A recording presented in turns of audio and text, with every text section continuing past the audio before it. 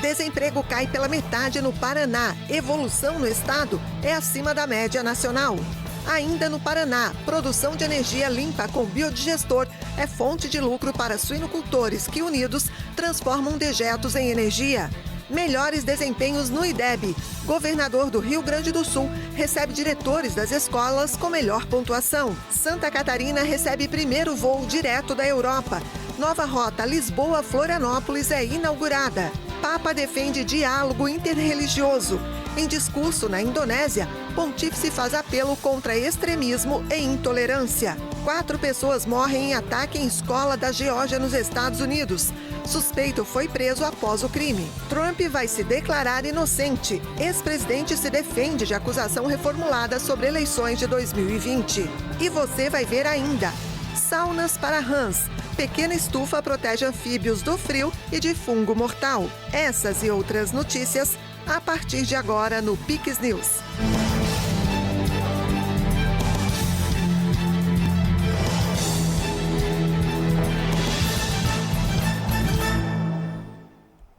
Olá, sejam todos bem-vindos ao Pix News desta quarta-feira. Nós estamos ao vivo, agora são 8h04 no horário de Brasília. O governador do Rio Grande do Sul, Eduardo Leite, recebeu nesta quarta-feira diretores de escolas da rede estadual com melhor desempenho nos anos iniciais e finais do ensino fundamental no IDEB. O encontro marcado por um café ocorreu na ala residencial do Palácio Piratini. Diretores de escolas do ensino médio que tiveram boas pontuações também participaram. Na avaliação realizada em 2023, a rede estadual manteve um rendimento constante nas notas de desempenho, com aumento expressivo de participação dos estudantes do Rio Grande do Sul, 70% em relação à prova anterior. A participação do terceiro ano foi em torno de 44% em 2021, subindo para 75% em 2023. No quinto e nono ano do ensino fundamental, o percentual de participação foi de 90% e 84%, respectivamente. Ao todo, mais de 132 mil estudantes de escolas estaduais participaram das provas do IDEB no estado. Me deixa muito otimista, assim, de que a gente está no caminho certo, embora, claro, tenham deficiências, muito série de problemas que a gente precisa corrigir ainda, mas me anima muito e me entusiasma mais do que como governador, como ser humano, eu digo, né? Assim, como cidadão gaúcho, saber que a gente pode contar com gente que tem essa paixão no que faz, que enfrenta os desafios, que está construindo soluções e que está entregando esses resultados. E, naturalmente, para nós aqui, a gente sabe, como disse, tem uma série de deficiências que o Estado ainda tem, né? E a gente quer aproveitar momentos como esse para poder identificar, por isso que eu vou tomando nota de tudo aqui, depois nós vamos transformar isso aqui tudo numa conversa, eu, Raquel, os outros secretários, para que a gente possa alinhar ações, porque a transformação do nosso Estado vai estar fundamentalmente através das escolas, da educação. O Índice de Desenvolvimento da Educação Básica é um indicador criado pelo governo federal para medir a qualidade do ensino nas escolas públicas. O índice também é importante condutor de política pública em prol da qualidade da educação. E ainda no Rio Grande do Sul, o governo do estado entregou mais 28 moradias temporárias para famílias afetadas pelas enchentes em Cruzeiro do Sul, no Vale do Taquari. A ação faz parte de um programa de assistência habitacional que busca proporcionar condições mais dignas para as famílias que perderam as casas nas enchentes de maio. Na última terça-feira, 28 famílias de Cruzeiro do Sul receberam as chaves das novas moradias temporárias. As unidades habitacionais foram entregues em uma cerimônia realizada no bairro São Gabriel. O governador Eduardo Leite participou do evento, onde ressaltou a importância de garantir um local seguro para as famílias até que as moradias definitivas estejam prontas. Eu determinei que o Estado comprasse esses módulos que são temporários, mas bem estruturados, módulos de concreto, quase como uma casa definitiva, mas num tamanho menor, porque são transportáveis num caminhão, para que a gente possa acolher as famílias com dignidade. Então a gente já vinha, né, estruturando essa compra antes da enchente de maio, a gente conseguiu concluir isso e determinar a preparação desses módulos logo em seguida e estamos entregando aqui esses módulos temporários. Essas 28 moradias temporárias fazem parte do programa estadual A Casa é Sua Calamidade, que prevê a construção de 500 unidades habitacionais temporárias em áreas atingidas por desastres naturais. Este é o segundo lote de casas entregues dentro do programa, que já beneficiou 30 famílias no município de Encantado no final de agosto. Agora a gente está ajudando aqui, desapropriando Cruzeiro do Sul, Arroio do Meio, Roca Salles, terrenos para construção de moradias definitivas, Mussum também, estamos ajudando na desapropriação. Feita a desapropriação, estamos ajudando a fazer preparação dos terrenos, estamos ajudando também no plano diretor para diagnosticar junto com a Univates as áreas de risco que não podem ser ocupadas. Então tem medidas andando, leva um pouco mais de tempo do que nós gostaríamos, por isso que a gente insistiu em fazer os módulos temporários para que as pessoas não fiquem por longos meses a fio em ginásios, compartilhando banheiro, compartilhando uma cozinha, sem estruturas. O investimento total do Estado no projeto é de quase 67 milhões de reais. A iniciativa pretende garantir dignidade às famílias, enquanto o processo de reconstrução das moradias definitivas avança. O número de desempregados no Paraná caiu pela metade desde 2019, apontam os novos dados divulgados pelo IBGE. A evolução no estado é acima da média nacional. No intervalo entre o primeiro trimestre de 2019 e o segundo de 2024, as pessoas com mais de 14 anos aptas a trabalhar e que estavam sem ocupação no estado passaram de 550 mil para 279 mil, uma redução de 49,3%. Os dados fazem parte da mais recente pesquisa nacional por amostra de domicílios contínua, divulgados pelo Instituto Brasileiro de Geografia e Estatística. Por meio do levantamento, também foi possível comprovar que o desempenho estadual ficou acima da média nacional no período analisado. No Brasil, o número de desempregados passou de 13,6 milhões no primeiro trimestre de 2019 para 6,1 milhões no segundo trimestre de 2024, uma diminuição de 44,7%. São vários os fatores aqui que está acontecendo no Paraná. Primeiro, a economia do Paraná, que cresceu em torno de 8%. Isso nós estamos vivendo hoje 4,4 desempregado, que nós podemos considerar que nós estamos vivendo no Paraná hoje, o maior celeiro de emprego do Brasil, com 4,4 de pessoas que estão só desocupadas. Como nós podemos ver também, nós chegamos aí a 6 milhões, chegamos a 6 milhões e 100 de pessoas ocupadas. Em comparando com o passado, nós tivemos um acréscimo aí de praticamente mais de 100 mil pessoas trabalhando também, Então, acho que são vários os fatores. O Paraná está tomando algumas providências que outros estados não estão. O que nós percebemos por vários indícios que existiu no Paraná? Pessoas querendo trabalhar e muitas empresas necessitando de trabalho, até pelas condições que o estado do Paraná está dando no trazer as empresas aqui.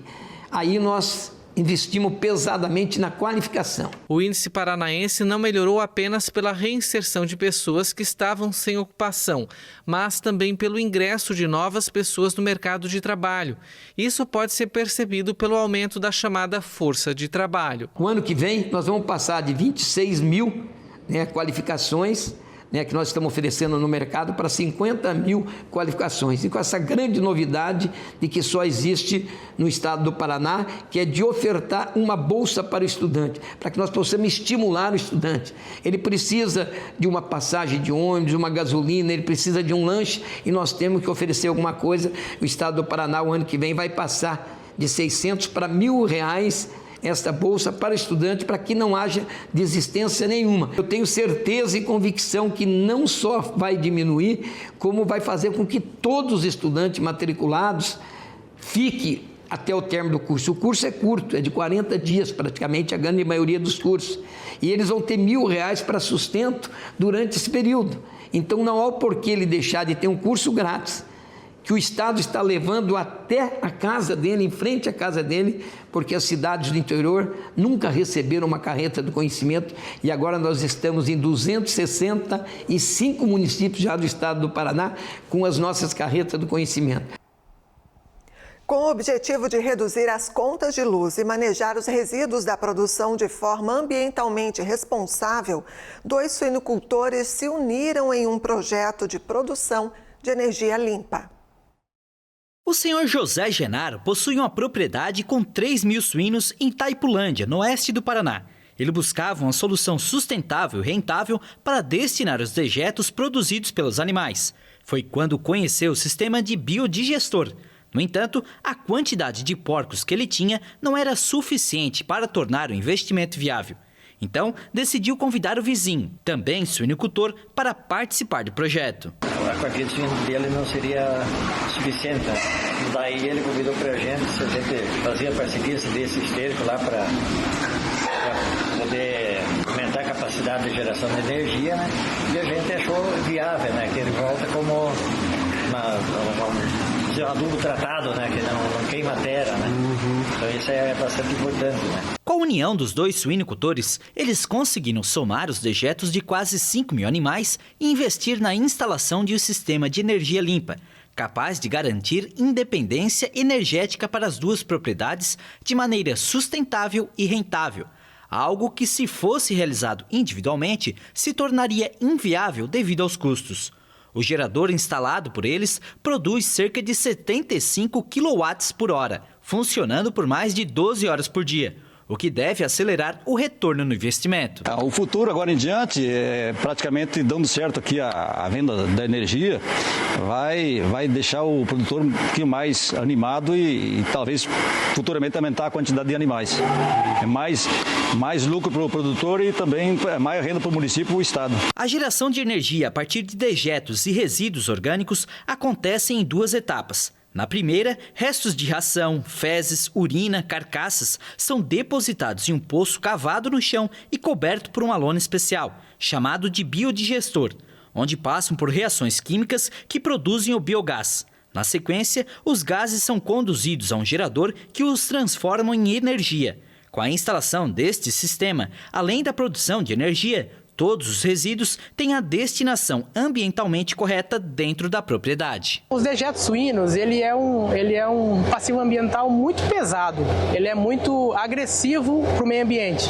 Se você hoje pegar e tirar sem passar por um processo de fermentação para liberação de gás, né, e lançar na lavoura, ele tem bastante agentes contaminantes. Então você pode estar contaminando um lençol freático, alguma nascente ou coisa nesse sentido, né? Quando você passa por esse processo de biodigestor, que vai para os digestatos e tudo mais, que consegue haver essa transformação, ele deixa de ser tão agressivo, tão nocivo para o meio ambiente e passa quase que ser um fertilizante de fonte orgânica.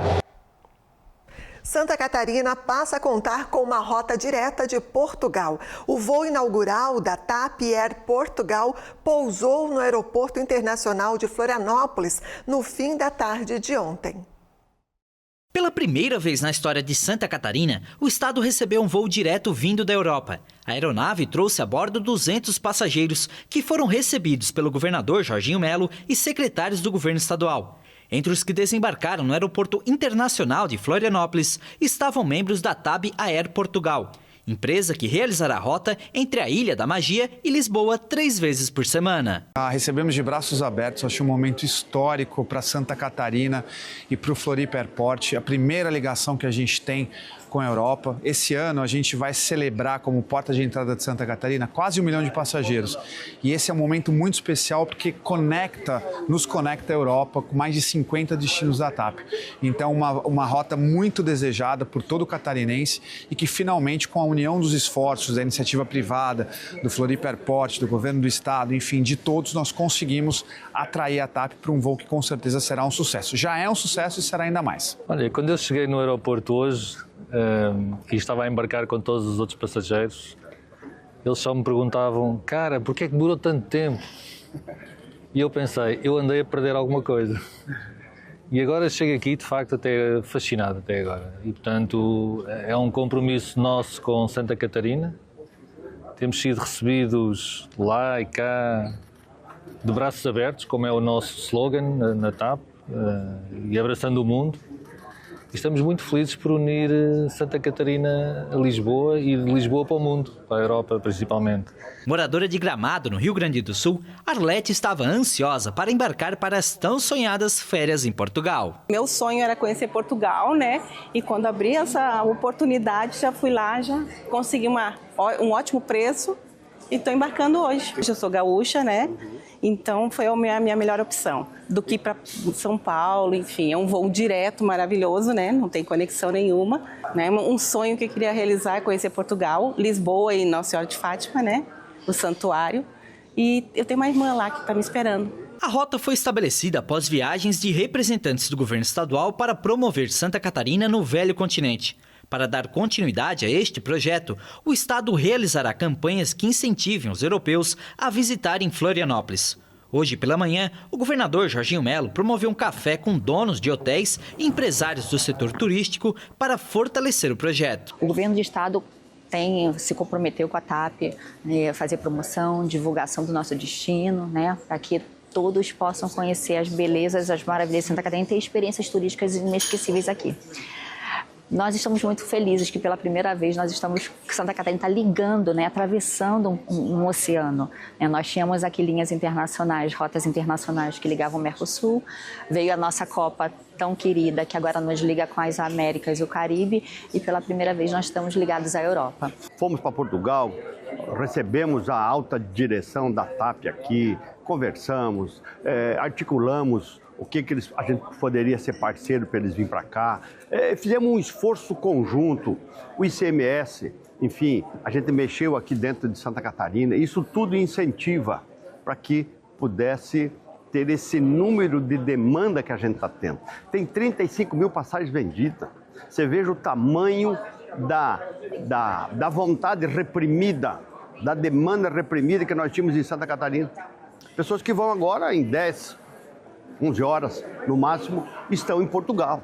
A partir de agora, a rota Lisboa-Florianópolis estará disponível às terças, quintas e sábados. Os voos também deverão transportar mercadorias. Então nós estamos falando de negócios que vão surgir, de pessoas que vão e vêm, né? E principalmente um estado como Santa Catarina, que tem as condições únicas no Brasil de ser um estado com segurança máxima, capacidade de desenvolvimento e pronto e aberto para o mundo, colocando Florianópolis e Santa Catarina em um patamar internacional. Uma ligação internacional como essa leva o catarinense com mais conforto para o exterior, leva o nosso comércio, as nossas cargas e, ao mesmo tempo, começa realmente uma promoção internacional do nosso estado em outro continente.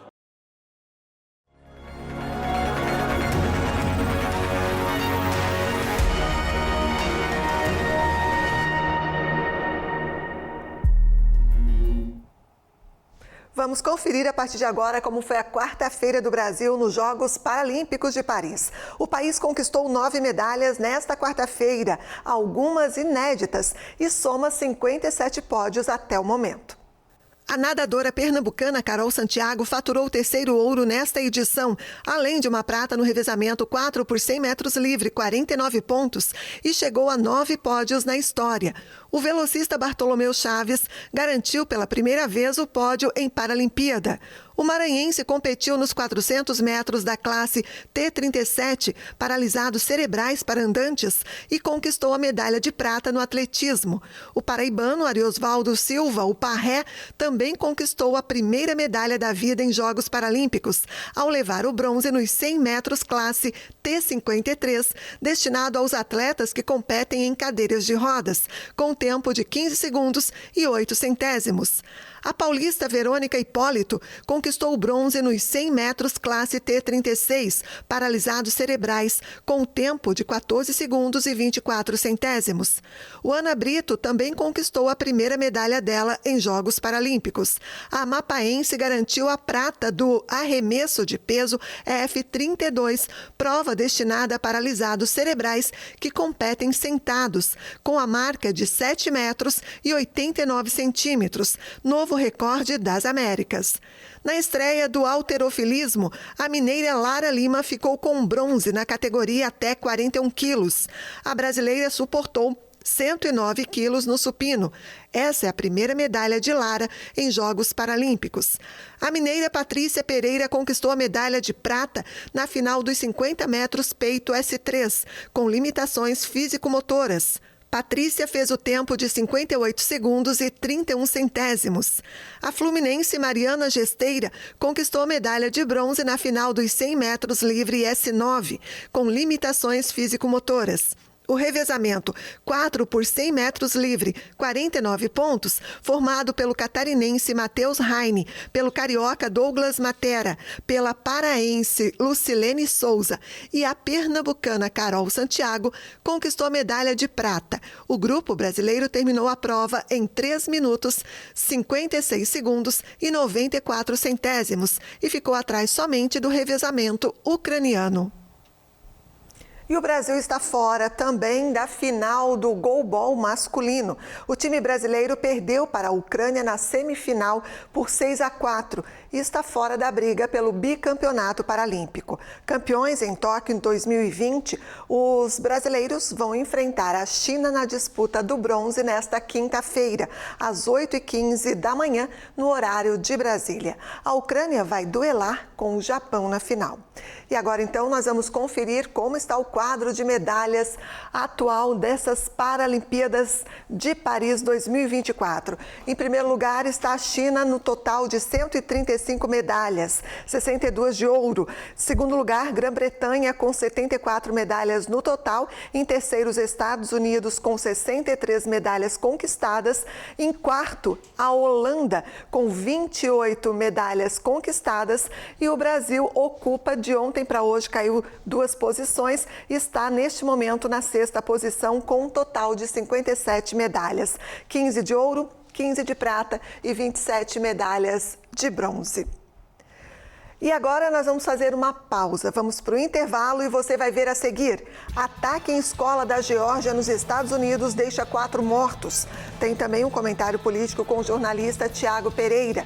E você vai ver também, vai conhecer as saunas para rãs. Pequena estufa protege anfíbios do frio e de fungo mortal. Nós voltamos em instantes.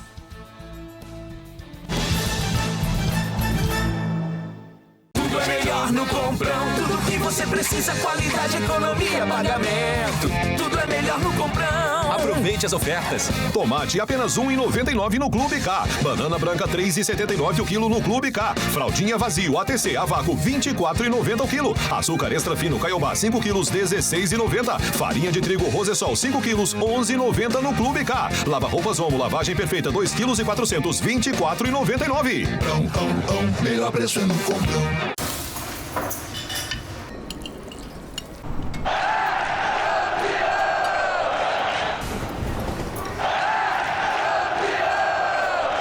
O nosso estado é campeão nacional na produção de carne suína, pinhão, cebola, ostras, vieiras, mexilhões e maçãs. São 400 milhões de reais investidos em políticas públicas para o agro. Em Santa Catarina, o agro.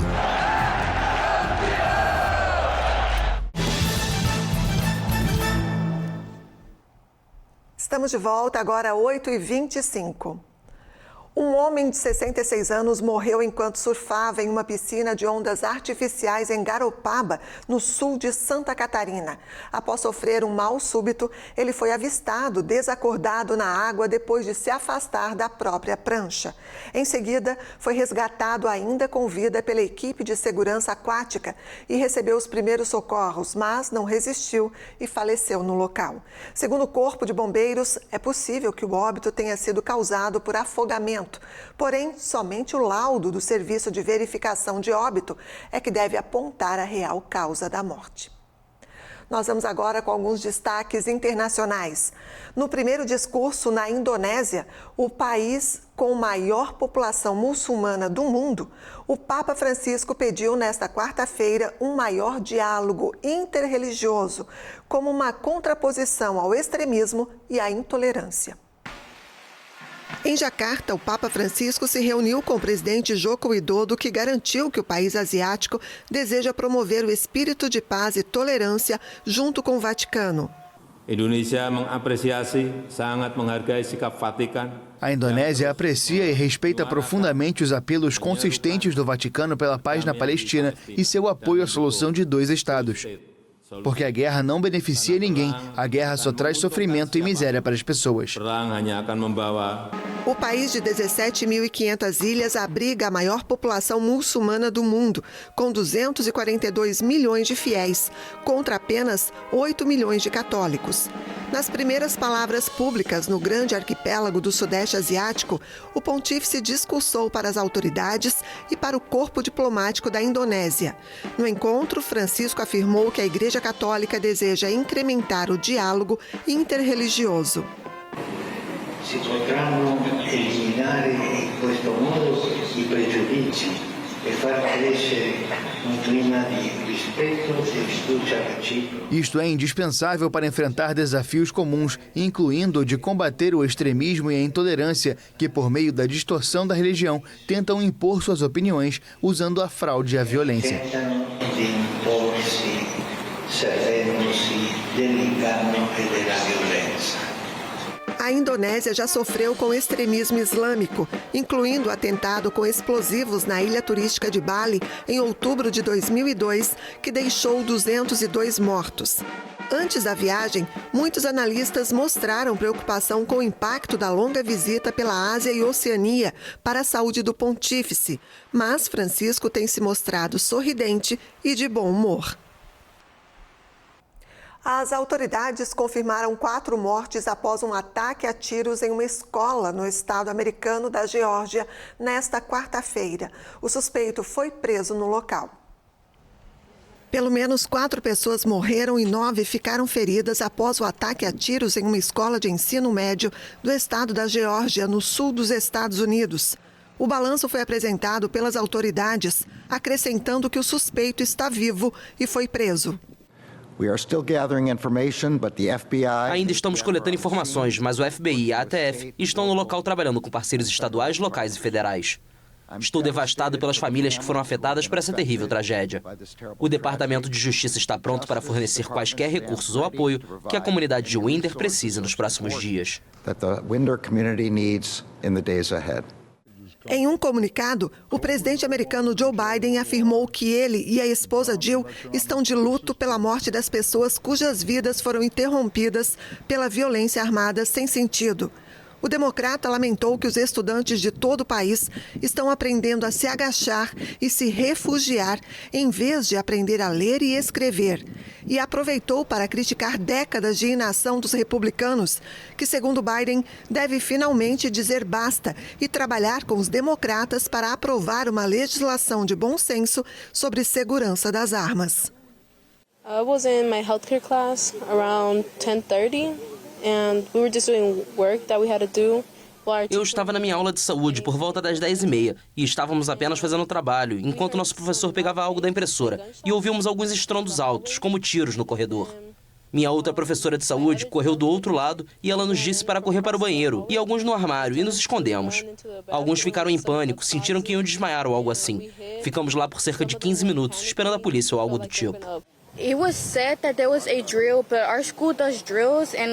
Foi dito que havia uma simulação, mas nossa escola faz simulações e eles levam isso muito a sério. Então todos pensaram que era uma simulação, até que minha professora disse que não recebeu nenhum e-mail. E os estudantes começaram então a levar isso muito a sério. Ela nos colocou em um cantinho e todos estávamos apenas nos abraçando. Eu tinha alguns dos meus amigos chorando. Até que 2 policiais entraram com suas armas e nos disseram que não era uma simulação e que não estávamos seguros. A escola não estava segura. Os Estados Unidos são o único país desenvolvido do mundo que registra ataques a tiros frequentes em escolas. O ministro das Relações Exteriores da Ucrânia apresentou carta de demissão ao parlamento em um momento de reforma do governo. O chanceler é uma das principais vozes do país desde o início da guerra, provocada pela invasão russa há 2 anos e meio. O Leba enviou uma carta ao parlamento divulgada nas redes sociais, anunciando a saída. De acordo com a Câmara, o pedido de demissão será votado rapidamente. Na terça-feira, vários ministros, incluindo os da Justiça, Indústria e Meio Ambiente, também apresentaram os pedidos de demissão no âmbito de uma reforma de governo. Kuleba, de 43 anos, é o chefe da diplomacia do país desde 2020 e o ministro mais importante a apresentar o pedido de demissão. Desde o início da ofensiva russa, em fevereiro de 2022, ele viajou por grande parte do mundo para pedir apoio diplomático e militar para o país e sanções contra Moscou. O ex-presidente e candidato republicano à Casa Branca, Donald Trump, vai se declarar inocente em uma acusação reformulada que mantém as imputações de tentativa de alterar os resultados das eleições presidenciais de 2020 nos Estados Unidos. Donald Trump vai se declarar inocente da acusação sobre as supostas tentativas de alterar os resultados das eleições presidenciais americanas de 2020. O ex-presidente dos Estados Unidos renunciou ao direito de estar presente à leitura do processo na quinta-feira e instruiu os advogados a dizerem que ele se declara não culpado. A promotoria apresentou na semana passada uma nova acusação contra o republicano por tentar modificar os dados sobre a derrota para o democrata Joe Biden. O texto reformulado mantém os mesmos 4 delitos do anterior, mas leva em consideração uma decisão recente da Suprema Corte, que concede a um ex-presidente ampla imunidade contra processos penais. A defesa de Trump tentou adiar o julgamento até depois das eleições presidenciais de novembro, nas quais o magnata enfrenta a vice-presidente Kamala Harris. Trump é acusado de conspirar para fraudar os Estados Unidos e obstruir um procedimento oficial, a sessão do Congresso de 6 de janeiro de 2021, que não pôde ser realizada devido à invasão violenta de simpatizantes do ex-presidente. Ele também responde por tentar privar os eleitores americanos de direitos, com uma campanha de falsas alegações de que venceu as eleições de 2020.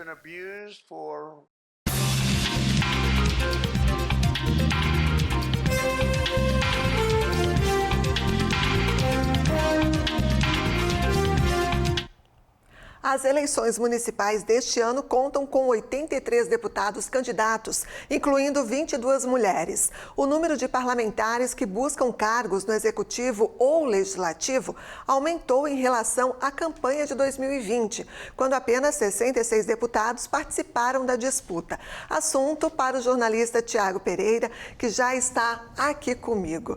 Tiago, na prática, são políticos já eleitos buscando ampliar o espaço deles na política, já que as eleições no Brasil ocorrem de 4 em 4 anos, correto? Boa noite para você, bem-vindo. Correto. Quem está no mandato hoje, no caso, os deputados, vão ficar somente até mais 2 anos. Isso. E se eleito nessa eleição agora, no caso de prefeito, eles vão ampliar para mais 4 anos. Então é uma tentativa, né, de ficar mais tempo, embora em espectro diferente, porque quem está no legislativo e busca uma vaga a prefeito vai para o cargo executivo, né? O cargo eletivo. E aí pode ampliar esse período aí na política. É uma forma que eles encontram de continuar. Por isso, às vezes, a gente vê aquele político assim, ele ainda está aí, ele já é deputado ou senador, ele sempre é político, né? E quando não está num cargo eletivo, está em alguma secretaria ou algum cargo indicado ou comissionado. Boa noite a você. Boa noite. E a toda a nossa audiência qualificada aqui da Pix TV. Vem comigo. Olha, nessa eleição, temos em todo o país 74 deputados concorrendo a vagas de prefeito, 2 a vice e 7 a vereador. É isso mesmo. O negócio anda tão complicado que tem até deputado querendo ser vereador, mas eu explico mais à frente. A informação é da Secretaria-Geral da Mesa da Câmara dos Deputados, que deve publicizar esse processo dos deputados de não se afastarem, mas concorrerem a algum cargo numa eleição durante o mandato. O PT e o PL, portanto a direita e a esquerda, lideram a lista de deputados, de partidos, melhor dizendo, com mais deputados que querem deixar Brasília. PT com 18 e PL com 15. Como dessa relação 22 deputados são suplentes, até faz, nesse caso, sentido eles buscarem uma vaga em uma Câmara de Vereadores. Inclusive, alguns já até são legisladores nas cidades deles e buscam a reeleição, mas estão afastados porque estão lá na Câmara dos Deputados. Eles foram candidatos na eleição passada, na eleição nacional, e são suplentes, né? Mas esses números mostram mais. É que aqui a gente começa a refletir sobre o compromisso dos candidatos com o eleitor. Vejam bem, se o eleitor confia o voto em um determinado candidato a deputado federal, ele espera que ele cumpra com o mandato dele e assuma as causas, principalmente aquelas colocadas em campanha. Agora, se no meio do caminho tem outra eleição e esse deputado, seja ele estadual ou federal, quer pular do barco, ser prefeito na cidade dele, de certa forma, ele rompe com o compromisso firmado nas urnas. E pior, abre a vaga para o suplente, criando o mecanismo da política. Eu saio, entra outro. Mas como o suplente é do mesmo partido, está tudo em casa. Eu acho que na via das duas mãos, e aqui eu explico, quando um prefeito quer ser deputado ou quando um deputado ou senador, por exemplo, quer disputar um cargo no executivo, eu acho que não é uma boa prática, no meu olhar como eleitor. Mas aqui temos um detalhe. No caso dos prefeitos e até governadores, cargos que a gente chama de executivos, esses precisam renunciar ao cargo 6 meses antes das eleições. Vou dar um exemplo aqui. Um prefeito quer ser um deputado estadual ou federal ou quer ser um governador. Ele deve, 6 meses antes do pleito, renunciar ao cargo. Ele nunca mais volta àquele cargo. Dá a vaga ao vice-prefeito. Ou um governador quer ser presidente da República. Mesma regra. Mas deputados não precisam descompatibilizar. Eles podem concorrer atuando no cargo e se perderem, por exemplo, eles seguem no mandato. Essa prática reforça aquela velha tese que a gente sempre fala aqui, né? Eles legislam para eles mesmos. Afinal, se fôssemos pela lógica, o correto seria renunciar ao cargo para alçar um voo em outro poder, já que legislativo é uma coisa, legisla, e executivo é outra coisa. Sem falar que práticas como essas desequilibram as ações e os projetos que os parlamentares possam estar envolvidos. E às vezes, aqui talvez o mais grave, regiões contempladas com determinados deputados podem ficar desassistidas quando assume um suplente que pode, por exemplo, ser de uma outra região. Como nós sabemos que não há interesse da classe política em mudar a lei, a regra eleitoral, o recado tem que vir do eleitor. Ele, ou melhor, nós, é que devemos decidir se concordamos ou não com deputados que possam ser eleitos, ou eleitos deixarem o mandato pela metade ao se dedicar, nesse caso, ao executivo. Aí fica aí as velhas perguntas, tá? É aquilo que tu falou em campanha, aquilo que tu prometeu, tu disse que ia trazer mais emenda para a nossa região. Aqui em Santa Catarina eles fazem voto por região, né? As regiões, elas fazem campanha, voto por a região X, região Y, vote pela sua região, porque o voto é livre, eu posso votar num deputado lá de Chapecó, mas que representatividade aqui no litoral catarinense esse deputado de Chapecó vai ter comigo, né? Praticamente nenhum, ele vai buscar atender, de certa forma, a região dele. E assim, claro, os deputados federais, a gente tem mais flexibilidade porque tem as cadeiras por estado. Mas mesmo assim, né, se um deputado é de Chapecó, um exemplo, estou citando Chapecó como exemplo, nada contra Chapecó, mas ele é eleito por Santa Catarina, as pautas são mais amplas. Mas mesmo assim ele vai, de certa forma, direcionar alguns recursos ou algumas emendas para a região dele, que a gente chama de base eleitoral, né? Então fica complicado o eleitor entender isso. Mas o cara não era deputado, ficou só 2 anos, agora está concorrendo. Se ele for eleito, ele vai deixar ou a Assembleia ou, no caso federal, a Câmara dos Deputados e vai dar vaga para o partido, que está tudo em casa, como eu falei, e aí é o suplente daquela chapa. É verdade, a galera tem que ficar ligada. Vem eleições por aí, né, a gente tem que ficar realmente atento aos acontecimentos para tentar votar certo. É isso aí. Boa noite, Andréa, a você e a toda a nossa audiência. A gente volta a se encontrar na sexta-feira. Boa noite, obrigada, Tiago. Até a próxima. E a baleia beluga Rivaldimir, alvo de diversas especulações, incluindo suspeitas de espionagem, e encontrada morta no último fim de semana no sudoeste da Noruega, foi morta a tiros, segundo afirmaram as ONGs. As organizações defensoras dos animais NOAA e One Whale confirmaram a causa da morte. O cetáceo foi encontrado sem vida no último final de semana, perto de Rizáfrica, no sudoeste da Noruega. As duas ONGs anunciaram ter apresentado uma denúncia à polícia do país escandinavo para solicitar a abertura de uma investigação criminal. O corpo da beluga foi transportado na segunda-feira para uma sede local do Instituto Veterinário Norueguês para uma autópsia. De acordo com as ONGs, os ferimentos são alarmantes e de uma natureza que não pode excluir um ato criminoso.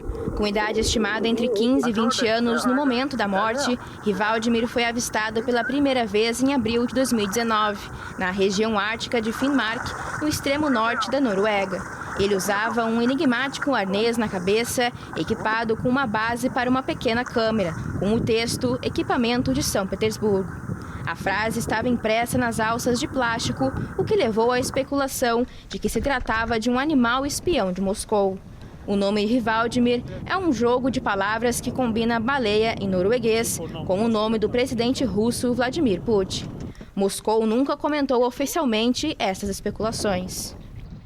Centenas de rãs australianas ameaçadas de extinção se amontoam dentro de uma sauna improvisada, protegidas do frio do inverno de Sydney. A inovação também protege os anfíbios de um fungo mortal. Essas rãs raras foram salvas de um fungo carnívoro ao se beneficiarem de saunas improvisadas, que na verdade são pequenas estufas. O chytrid, um patógeno mortal transmitido pela água, correu o mundo, dizimou espécies e ameaça exterminar ainda mais anfíbios. A pesquisa aqui é focada principalmente em rãs Green e Golden Bell, que foram afetadas assim como muitas espécies australianas. Quando o fungo chytrid apareceu, populações e mais populações de anfíbios começaram a desaparecer. Anthony Waddell, biólogo da Universidade Macquarie de Sydney, disse que a equipe de estudo encontrou uma solução simples, pelo menos para as rãs da região. A inovação é muito simples. É apenas uma pilha de tijolos que colocamos dentro de uma pequena estufa. A coisa toda custa bem pouco, então em nossos experimentos descobrimos que cerca de 3 em cada 4 vezes, quando saíamos para pegá-las e observá-las, as rãs estavam no abrigo térmico, os tijolos.